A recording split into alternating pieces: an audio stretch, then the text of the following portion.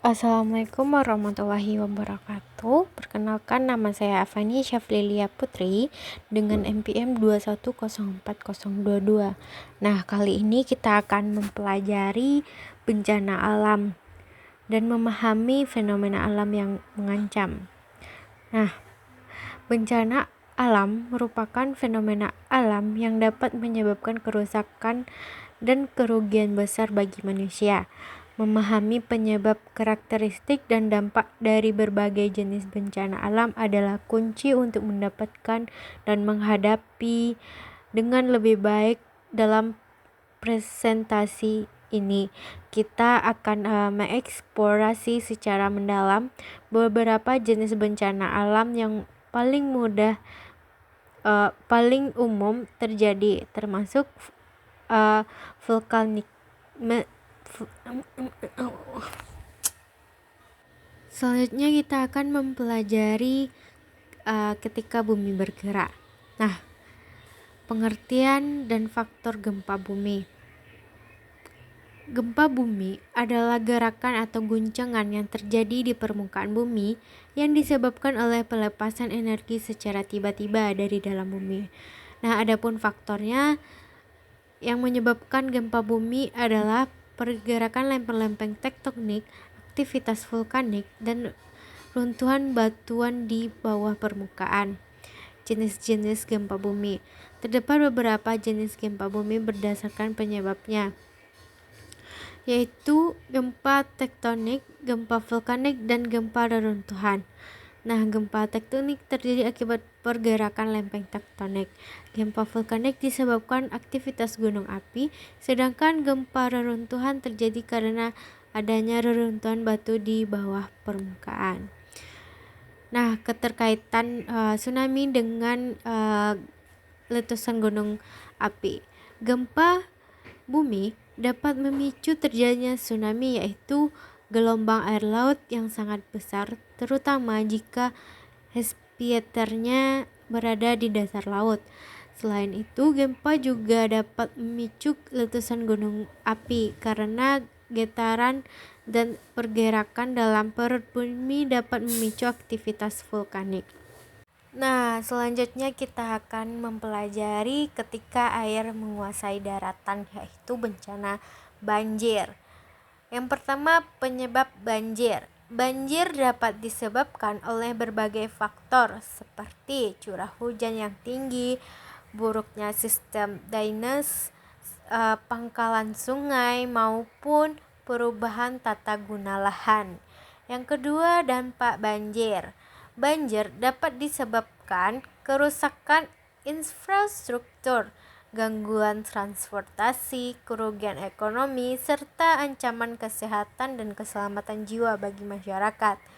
Yang ketiga, ada mitigasi banjir. Upaya mitigasi banjir dapat dilakukan melalui penataan sistem drainase, normalisasi sungai, penanaman pohon di daerah resapan air, dan pengembangan sistem peringatan dini banjir. Yang keempat, kesiapsiagaan masyarakat.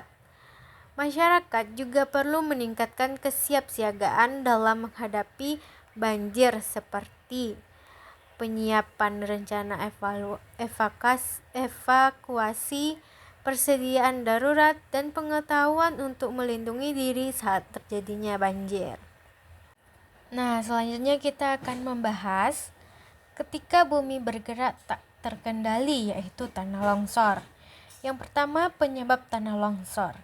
Tanah longsor umumnya dipicu oleh curah hujan yang tinggi, kemiringan lempeng yang curam, kondisi tanah yang tidak stabil, serta aktivitas manusia seperti penebangan hutan dan pembangunan yang tidak memperhatikan stabilitas lempeng. Yang kedua, dampak tanah longsor. Tanah longsor dapat menimbulkan kerugian yang besar seperti kerusakan infrastruktur, kehilangan nyawa, serta gangguan terhadap aktivitas ekonomi dan sosial masyarakat sekitar. Yang ketiga, mitigasi tanah longsor. Upaya mitigasi tanah longsor dapat dilakukan melalui penataan tata guna lahan, pembuatan bangunan pertahanan longsor, penanaman vegetasi, peningkat tanah, serta mengembangkan sistem peringatan dini tanah longsor. Nah, selanjutnya peran teknologi dalam mitigasi bencana. Yang pertama itu, baiklah, selanjutnya kita akan membahas peran teknologi dalam mitigasi bencana. Nah, di sini ada beberapa poin yang harus kita pelajari. Yang pertama, pemantauan satelit. Teknologi satelit dapat membantu pemantauan dan memprediksi kemunculan bencana alam seperti gempa bumi, letusan gunung api, dan banjir. Yang kedua, ada sistem peringatan dini. Sistem peringatan dini dapat membantu masyarakat bersiap menghadapi bencana alam sebelum terjadi. Yang ketiga, ada pemetaan risiko bencana. Manfaat sistem informasi geografis atau GIS dapat membantu mengidentifikasi daerah rawan bencana. Yang keempat, ada simulasi bencana. Nah, di simulasi bencana ini dapat membantu meningkatkan kesiapsiagaan masyarakat dalam menghadapi bencana alam. Nah, belajar dari pengalaman bencana alam. Yang pertama itu mitigasi berbasis masyarakat. Melibatkan masyarakat lokal dalam proses mitigasi bencana alam seperti pemeliharaan infrastruktur, pemantauan lingkungan, dan pengembangan kesiapsiagaan. Yang kedua, ada rekonstruksi keberlanjutan. Memastikan proses rekonstruksi pasca bencana alam dilakukan secara berlanjut dan memperkuat ketahanan infrastruktur dan mempertimbangkan aspek lingkungan. Yang ketiga, ada peningkatan kapasitas kelengkapan.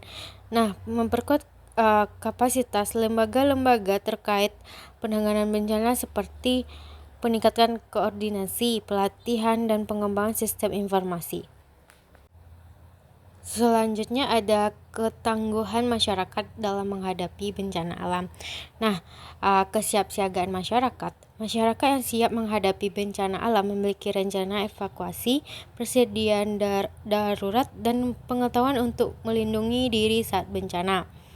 Adaptasi berbasis kearifan lokal. Masyarakat yang tinggal di daerah rawan bencana sering kali telah mengembangkan praktik-praktik adaptasi berbasis kearifan lokal seperti penggunaan bahan-bahan tahan bencana pembangunan, gotong royong, dan solidaritas. Semangat gotong royong dan solidaritas masyarakat merupakan aset penting dalam menghadapi dan memulihkan diri dari dampak bencana alam. Mempelajari keberlanjutan. Masyarakat yang tangguh adalah masyarakat yang terus belajar dari pengalaman bencana alam dan mengembangkan kemampuan untuk beradaptasi dan mitigasi risiko di masa depan. Oke, materi terakhir yang akan kita bahas yaitu bencana alam dan tantangan dan harapan. Nah, pertama dulu kita bahas tantangan. Tantangan meningkatkan frekuensi dan intensitas bencana akibat perubahan iklim. Keterbatasan sumber daya dan infrastruktur untuk penanganan bencana. Minimnya kesadaran dan kesiapsiagaan masyarakat di daerah rawan bencana. Dan harapan. Peningkatkan kapasitas masyarakat dan lembaga dalam mitigasi dan kesiapsiagaan bencana. Memanfaatkan teknologi yang semakin canggih untuk pemantauan dan peringatan dini bencana. Penguatan kearifan lokal dan solidaritas masyarakat dalam menghadapi bencana. Nah, itulah materi kita hari ini mengenai memahami fenomena alam yang mengancam. Nah, baiklah, saya akhiri. Assalamualaikum warahmatullahi wabarakatuh.